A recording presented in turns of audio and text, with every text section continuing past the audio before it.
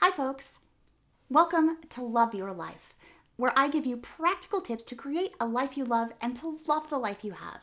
My name is Lori, I'm an emotional intelligence coach and trainer, and I have been working for the past 3.5 years to figure out what would create a life that I love. And I'm here to share some of that with you in these videos. And my background is in system design. I have been a professional global system designer doing computer design for the last 22 years. I don't know when I ended up with 22 years in anything, but that's another video. So about 3.5 years ago, I discovered that I was very, very unhappy.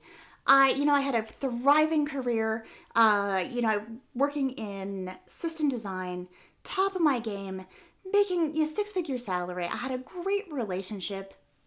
I had all of the things on paper that I should have had to be happy, right? My 2 little fur babies, no children, but fur babies, 2 cats. And I was waking up at 3 a.m. with panic attacks. I was doing great and I was doing terrible. And I finally figured out that if I have 20 years as a system designer, I can probably figure out a system for how to love my life. But I didn't think of it that way at first. I started doing some personal development work, all of the therapy, getting into my own business, right? Like, what's holding me back? What is it that is keeping me from creating a life that I love? And at the heart of it, what I found is I did not know what I wanted. I knew what I thought I should do, right? The expectations of society, what the objective success measurements, right, of a capitalist society: make more money, get promoted, have a successful career, have a successful boyfriend, have a family, have children. All of those things are the shoulds of our lives. And I had most of them, except the kids, still not happy. And I also found that I had a lot of expectations from people in my life. My mom, what she wanted from me, what my boss wanted, what his boss wanted, all of the people that wanted me to create these specific things for them, their expectations weighed on me very heavily. And then the smallest, ittiest, bittiest box that I had put myself in was my own expectations. So I had these 3 layers of expectations boxing me in, and I had my itty bitty teeny tiny living space, and then I wondered why I wasn't happy. I had no idea what I wanted out of my life. We're here for as long as we're here. We have no idea how long that's going to be. You can be living your best life one day and then boom, gone. And I think our job, right, the core of what we're here to do is to figure out how we want to spend that time. What do we want to do? What do we want to do with the time that we've been given? And how do we love that time? How do we create the most out of it?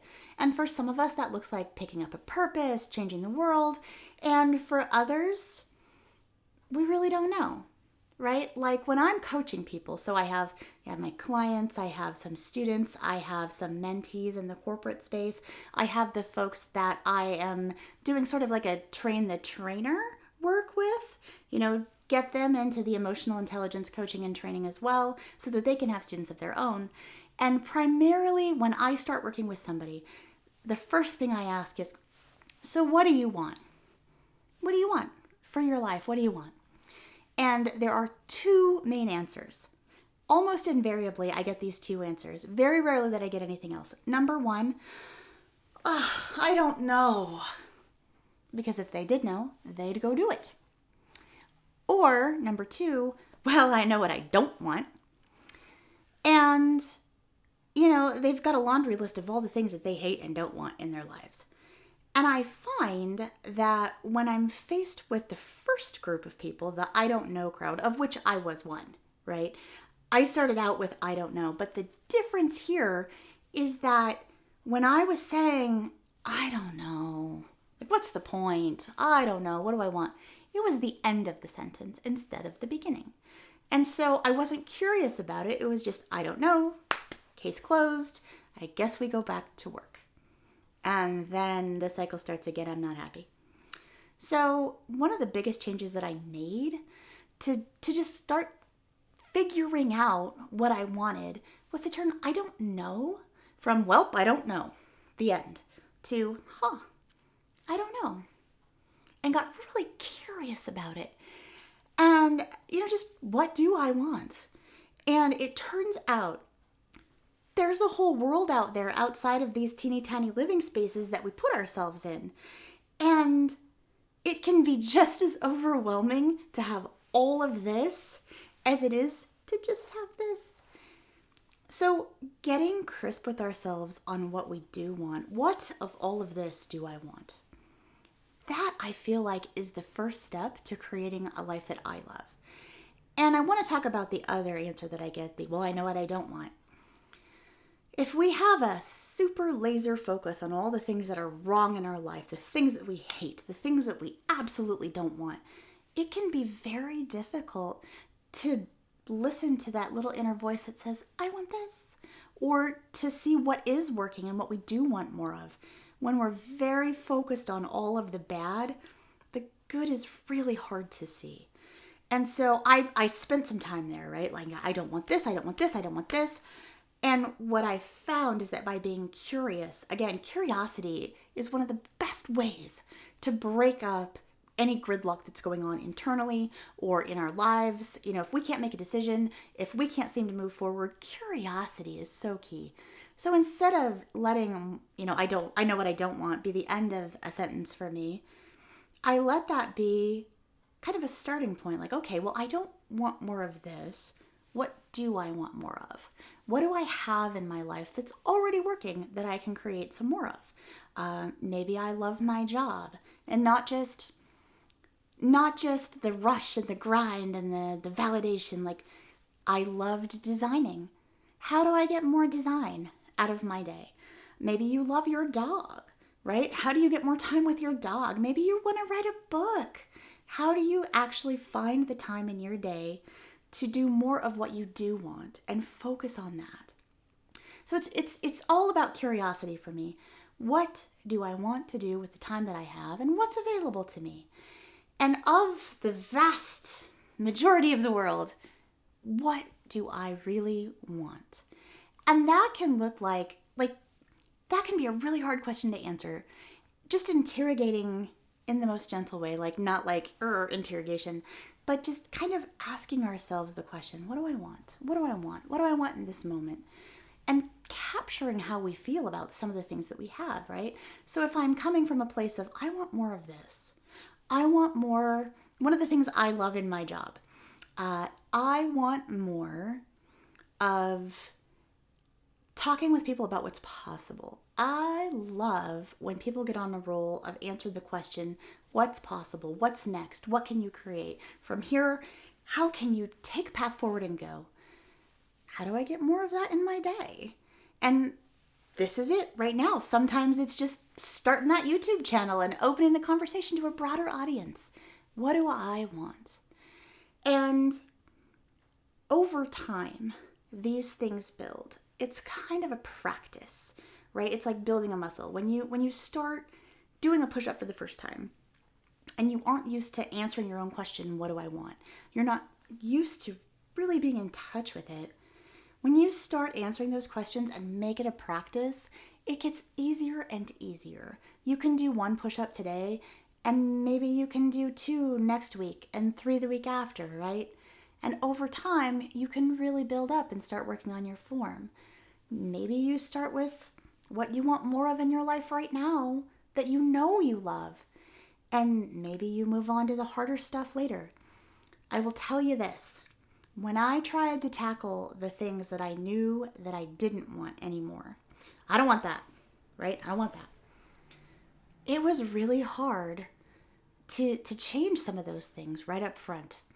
And so actually, instead of changing what isn't working, getting curious and focusing on what is working and doing more of that instead of less of what I don't want, that brought me so much more, I guess, space internally. So if I say that building a life I love is primarily doing what I want to do and going in the direction that I want to go, more often than not, just picking apart the threads of what those things are, what I love, what I want more of, and giving myself more of those whenever I can was a really good foundation for that. And over time, I've found that the more things that I've built up, like I give myself more time with my friends. I love these particular friends, and so I spend more time with them. I miss those particular friends, and so I bring them into the fold. What do I want from my relationships? It really turned into that. What do I want from my friendships? What do I want from my partner? What do I want from my professional network? And I've built all of these things that I want over time, and pretty soon, most of the places in my life are more often than not what I want them to be. Now, there's for sure spaces that are not working. I am not being a fear light on some, mountain looking down on the people of the world. No, I know that I'm going to be doing this practice forever and that it's going to change. The things that I wanted yesterday, I may not want tomorrow. But just by practicing giving myself what I want, telling myself what I want, giving it to myself over and over again, that is what's creating for me a life that I love. And I think that the practice is very universal. I can't tell you what you want. I don't know. And I've had people ask me, can you just tell me what I want? Nope. That's for you to decide. That's the work. So I invite you to think about it. What do you want? What do you want? And it doesn't even have to be like, what's your dream life? Maybe what you want is pizza. And maybe what you need to let go of to get that is the expectations that you're not supposed to have pizza. Society says that pizza will make you fat. You're not able to have it. No pizza for you. You have a salad. Maybe you decide you want the salad. You want more of that. Maybe you eat the pizza after all. But the important piece is getting clear on what you want and deciding to let yourself have it. So think about it. I hope this was helpful for you. If you have questions, if you'd like me to dive more into things, if you have topics you'd like me to share on, leave a message in the comments, and we'll see you next time.